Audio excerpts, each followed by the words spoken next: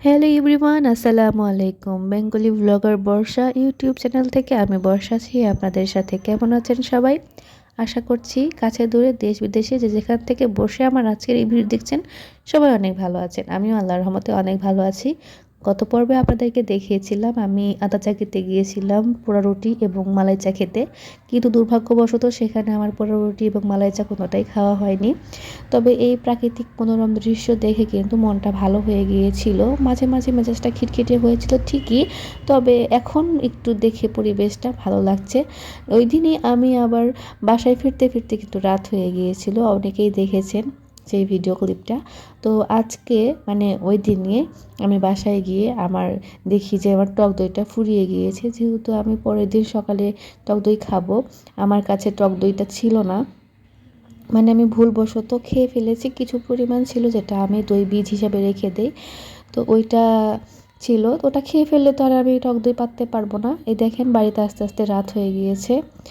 তো আমি দেখলাম যে তাহলে আমি রাত্রেবেলায় করে ফেলি টক দইটা, কারণ আমি ঘরে বাড়িতে টক দই খেতেই পছন্দ করি।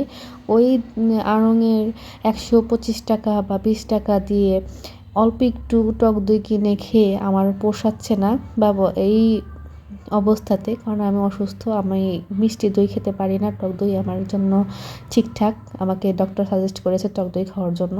আর ওই 125 টাকা খরচ করে আমি কেনই বা টক দই কিনতে যাব? আমার 100 টাকা খরচ করলে দেখা যাচ্ছে যে 2টা কৌটার মতো টক দই হয়, যেটা দিয়ে আমি প্রায় অনায়াসে 7 দিন খেতে পারি। এই জন্য আর কি আমি হাতে তৈরি করেই টক দইটা বেশি পছন্দ করি। এখন আমি পাতিলটাকে গরম করে নিচ্ছি পানি দিয়ে, কারণ এই পাতিলে আবার অনেক কিছু রান্না করা হয়, যদি একটু টক টক লেগে থাকে তাহলে দুধটা ছানা কেটে যাবে, এই জন্য। আর এই যে এখানে দেখেন অল্প পরিমাণ টক দই ছিল, ওইটা দিয়ে আমি টক দইয়ের বসাবো।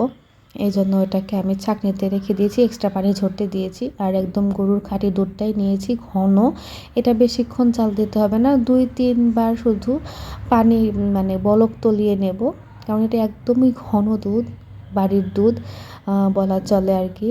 কারণ গ্রামে গরুর একদম তাজা ফ্রেশ ঘাস খায়, আর কোনো এক্সট্রা প্রাকৃতিক খাবারই খায়, অন্য কোনো খাবার দেওয়া হয় না, এই জন্য দুধগুলো একদমই ফ্রেশ থাকে। তো দেখেন কতটা অর্গানিক দুধ, দেখতেই পাচ্ছেন যে একদম লাল সর পড়ে গেছে, বুঝতেই তো পারছেন তাহলে। আর আমি একটু পরপর দিয়ে দিচ্ছি যাতে সরটা না পড়ে, সর বেঁধে গেলে কিন্তু আর ওই টক দইয়ের জন্য আমি দইটা জমাতে পারবো না। তারপরেও দেখেন কিছুক্ষণের জন্য ক্যামেরাটা অন করেছিলাম আর ওই মুহূর্তেই আবারও সর পেতে গেছে। যাই হোক, এখন আমি এই পানি ঝরানো টক দইটা নিয়ে আমি সুন্দর করে ফেটিয়ে নেব। দেখেন কতটা স্মুথভাবে টক দইটা ফেটে গেছে। আর এর মধ্যেই আমি ওই 1 কেজি পরিমাণ দুধটা এই মিশ্রণের মধ্যে দিয়ে ভালো করে নেড়ে তারপরে 2টা কৌটাতে তুলে নেব।